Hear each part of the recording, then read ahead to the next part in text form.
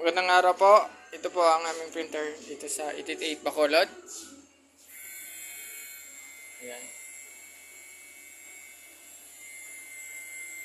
Ito po ang printer head area.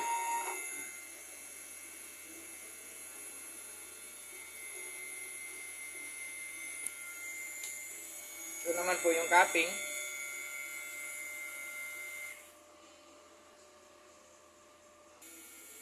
It clean.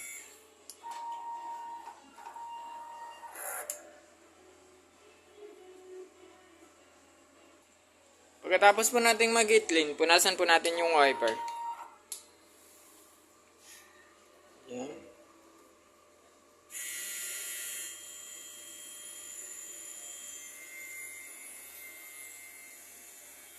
Nozzle check.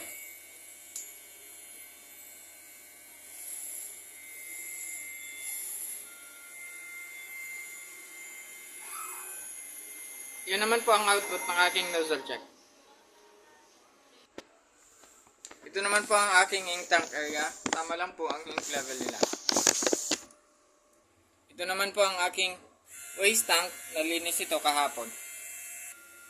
Ito naman po yung AVR. Ayan naman po yung ground wire. Ito naman po aking mga consumables. Ito naman po yung aking printer daily checklist. Daily production log. Consumables monitoring. Yan lang po. Maraming salamat.